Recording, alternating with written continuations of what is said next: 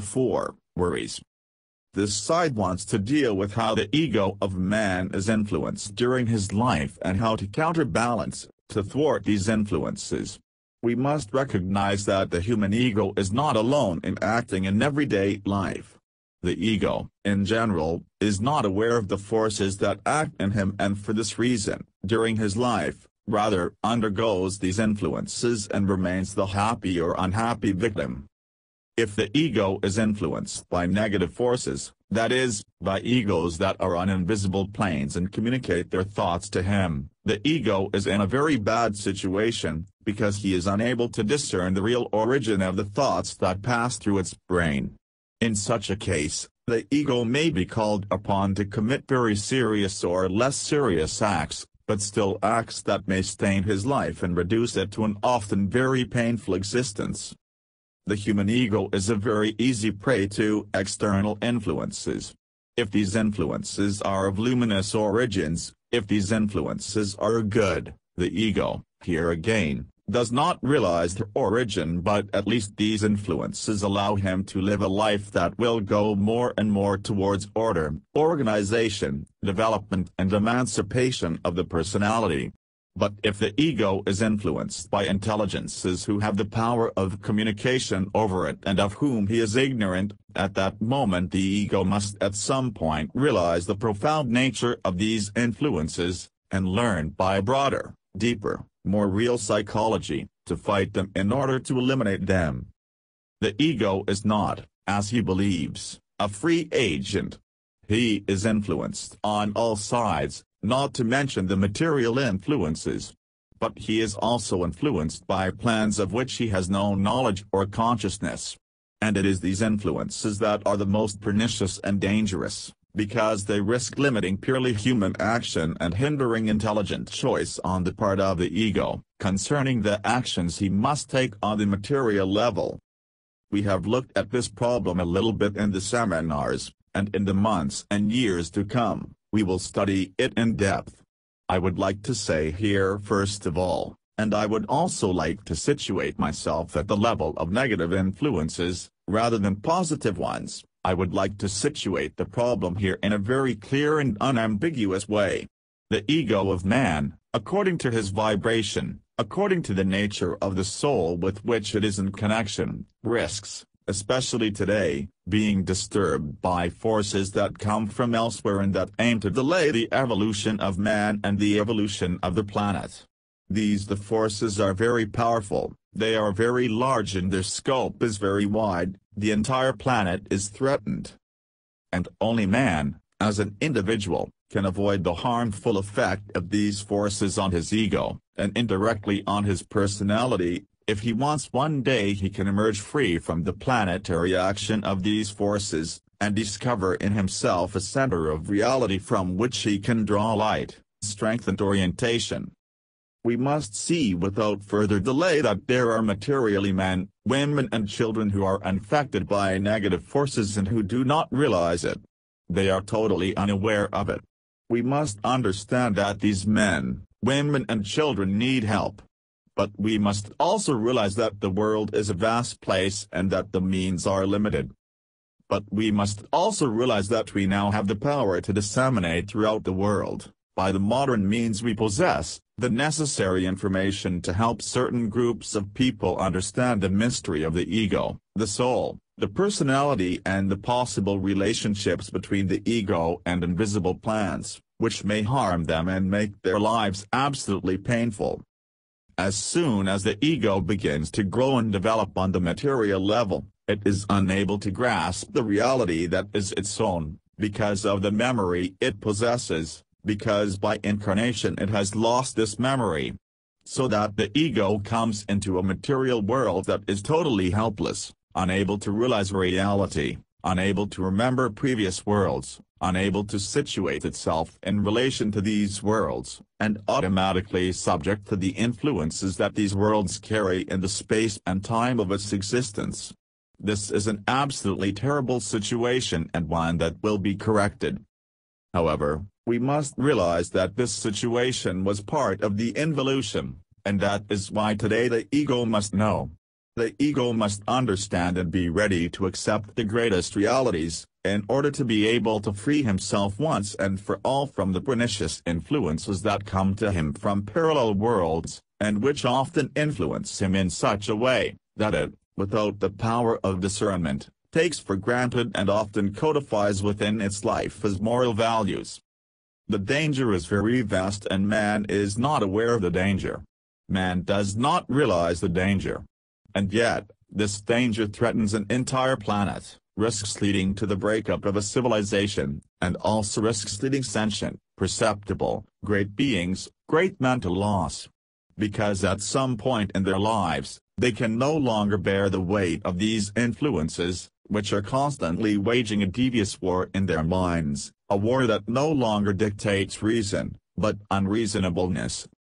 Why today are the asylums of the insane filled with those men who are not able, by themselves, to understand the mystery of their ego and to free themselves, by themselves, from the influences and forces that act in them? Why today are so many men, so many scientists, so many psychologists, so many psychiatrists trying to free man from his diseases, from his ills? Because the situation has become totally unreal, totally ridiculous. Have you ever visited any of these places? It would be a profound experience for you to see these people totally deprived of means, to see in them the source, the origin of their mental situation, to be unable to discern between truth and falsehood, reality and illusion. And yet, through your experience, through your reading, through your contacts with men, you have succeeded in accumulating a certain knowledge that can throw clarity on yourself, so that these influences become almost impossible for you. You have a chance, a very great chance to help a large number of people understand the hidden mechanisms of these influences. And that is why I want, in the coming months, to explain to you in depth, in very great depth, the occult reality of these parallel worlds where egos, who in the past were men, try to influence, penetrate the human consciousness, in order to delay it for their personal benefit. It is a question of understanding the danger that threatens humanity, the danger that threatens the people around you, and of grasping the importance of understanding the mechanics of that danger for yourself, so that if by chance, for one reason or another, you come into contact with those people who need your help, you are up to date, and may in silence and in the shadows help their evolution and their liberation. One of the first things you will need to understand about the influences of negative parallel worlds on human consciousness is language. It is in language that we find the most pernicious influences, because these influences are less concrete. In direct action, in violence, in murder, in debauchery, it is easy for us to realize external influences, but in language we too often forget that intelligences from invisible worlds influence through the brain of man and make him say things that are not his own. Language is a precise measuring rule that allows us to determine the accuracy of the mind and the creative capacity of the mind and the relationship of the mind to the soul. It is in language that we can discern with great precision whether this or that ego is adjusted to the soul, is adjusted to its own reality. In the same way, it is in language that we can discover if the ego is precise in the actualization of its desires, or if the manifestation of its apparent desires is in reality a push coming from a parallel world. The ego that is affected by negative influences is an ego that suffers first of all from a symptom that could be called worry. All the egos affected by these forces suffer, at some level, from inner worry. Worry must be detected, in order to lead to the possible encounter of the real and the vampire ego. Worry, in one way or another, despite its veiled appearance, will always show a strategic distortion of the way things are viewed. The vampirized ego, the influenced ego, suffering from deep worry, will always show an inability to live his life in a framework of intelligent probabilities. He will always tend to create an overbid, he will tend to dramatize a tiny situation, he will always tend to do what we say in popular language, a mountain with nothing. This ego will have difficulty grasping the right dimension of an experience. It will be difficult for him to see precisely the importance of a situation, and he will always be pushed into a state of anxiety. And it is this concern that comes from the extrasensory influence, the paranormal influence, the negative influence, that comes from the parallel world seeking to influence the ego and delay its evolution. Notice that there is, in the life of man, because of his lack of clairvoyance, because of his lack of knowing, because of his lack of possibility to look to the future, a normal concern for events that have not yet clearly appeared in his mind. However, I am talking here about another worry, a deep worry, a permanent worry, a worry that never stops tightening the ego, to create net anxiety, a worry that lives in the very depths of its being and that follows and pursues him every day and every night. I have given you a very simple formula to tackle this problem head-on. The formula itself holds its reality because it comes to us from reality, and if we got used to living this formula that comes to us from reality, it could, in terms of our existence, provide us with many services. This is the formula I'm talking about. When I tell you that there is nothing serious in life, when I tell you never to take anything seriously, when I tell you that everything in life is related to forces that are either happy or unhappy to you, depending on your ability to control them, to live them wisely, to live them within a strong will, to live them within a capacity that allows you not to be demolished by the event organization of these forces in your experience. However, this formula can help people who are worried and who cannot, because they cannot afford it, get out of it. Worry is so bad, so pernicious, that it gnaws at the mind, it gnaws at it like an insect gnaws at a plant. And little by little, this spirit develops weakness, and while it develops weakness, it also acquires a certain aggressiveness against men and against society.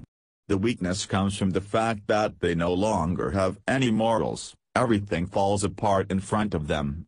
As time goes by, the will diminishes, the courage crumbles, they no longer have the natural stability of a healthy and expanding ego. Aggressiveness comes from the fact that looking around them, seeing other egos evolve, seeing other egos adapt to a natural life, pleasant, and seeing themselves, they, always in a bad situation, gradually come to hate men because they feel cheated by life. Now, for years, they see themselves clinging to the wall of defeat, and these years move forward and these egos die. And the more they die, the more negative forces enter them. The greater these forces become, the more powerful these forces become, and the more these forces, in particular cases, can use the ego to commit acts against the society of men that are punishable by justice and often lead to death. It's not about you going on a crusade. It is a question of understanding the depth of the phenomenon and of being able, with skill, when you meet these beings, to come to their aid a little, so that one day perhaps, they may cling to some wise, precise words, to some right words that they will have heard, and so that they may use these instruments to alleviate their pain. The isolation factor, loneliness, is a natural factor in these beings. Loneliness prevents them from being able to exercise in the society of men with as much ease as other egos can. They do not have the ability to perform normal egoic functions in society because their concerns cast doubt on everything. Their worries pour into them a kind of sorrow, a kind of helplessness, and this helplessness still puts them behind the column of man. However, this isolation, this loneliness, makes the mind perverse. This solitude leads to grotesque forms in the imagination. It brings into dreams aspects that they do not understand of the laws of these worlds. So that all these images, coming from an imagination becoming increasingly clever, becoming increasingly arid, lead them, during their existence, to contemplate suicide, to contemplate peace, to contemplate the finitude of their torment. The loneliness in these beings is hell. They do not have the capacity, they do not have the knowledge, they do not have the facility to enter into contact with men, to facilitate relationships with them, to establish with them a basis of fraternal or friendly communication, not to mention love. However, this loneliness becomes for them a home. And this house is getting darker and darker, and with time, there are no more windows, there are only walls. And the walls also, with time, approach the center, and with the years, with the torments, these walls crush the ego and it dies. Since I am speaking to you and you are closer to me than these beings, it is easy for you to understand the importance of what I am telling you in relation to your own lives. Already your lives, your egos are on an evolutionary path. Already they have hope, already they are using the spiritual to accentuate the delights of their own existence.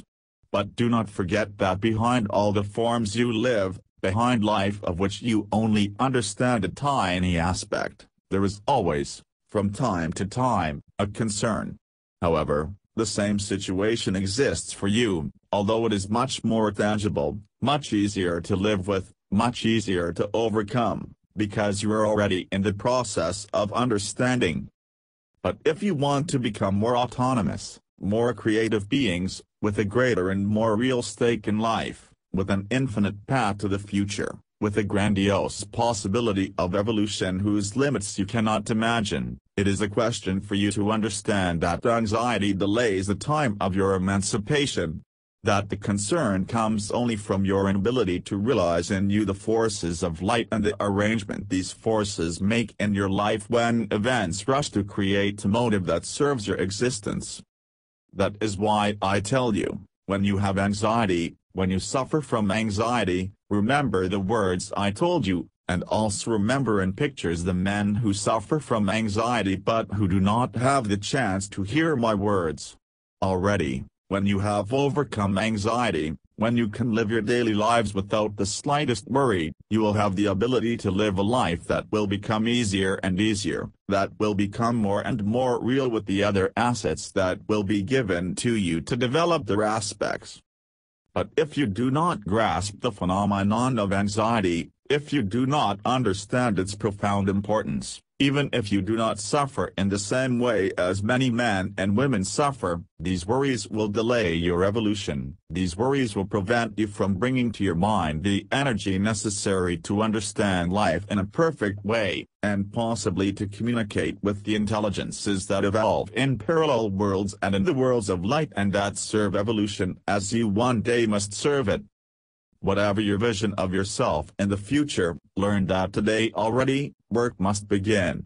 I am explaining the anxiety to you today. I am making you recognize the importance of realizing that any anxiety comes, in one way or another, from a vibration emanating from a parallel world whose nature delays evolution. It is about you being able to realize precisely that any form of anxiety delays your evolution, because it calls into question the power of life in you and your personal ability to generate in life the creative aspects of these vital forces. In the parallel worlds the egos try, I am talking about the negative egos, the egos that evolve in the dark spheres of these worlds, try in every way and by every means to use their provision on the spirit of man. The laws of these worlds are totally against the evolution of man. These laws are determined by the unconsciousness of these egos. These laws are manifested by the total absence of light in the worlds of these egos. However, these egos, because of their experience or lack of experience, because of their distorted personality, are obliged to act in the way they are led, by the very fact that they do not have understanding of their world. And where there is no light, there is disorder. And from disorder grows a profound ignorance of human well-being, and that is why when these egos influence man and man is not aware of their influence, man is in great danger. Do not ask yourself why life on our planet today is as it is. That's normal. The whole world lives in worry, because the whole world is influenced by forces of which he has no knowledge, and these forces rejoice in the knowledge they have of man. And it is this power of domination that the ego, which the individual must totally break before he can begin to take an interest in the great things of the mind. Whenever you have a thought that worries you, that leads you to worry, take that thought back to where it needs to be destroyed. And it is only in the mind that you can destroy this thought. If this thought remains in you and makes your emotion vibrate, your emotion will be the fuel that will feed this thought, and will give it a perpetuity, a permanence in you. When you have a thought, as soon as you have a thought of worry, you must mentalize that thought, you must kill the emotion, because in every thought there is a corollary, and that corollary is emotion. However, if a thought creates an emotion in you from which anxiety arises, do it right away and put the axe in. Over time, you will get used to it, and every time these thoughts come up, you will be able to eliminate them. And over time, these thoughts will no longer come because these forces will no longer be able to influence you. That is why you must, in life, when you take action, always do it with intelligence. If you buy something, if you go to a bank to get money, if you buy a property, if you do this or if you do that, which imposes on you the possibility of a concern, do it before you take the action. Because once the action is taken, you will have to experience this concern. You must understand that life, everything that happens in your life, is already known. And everyday experiences are part of life's programming.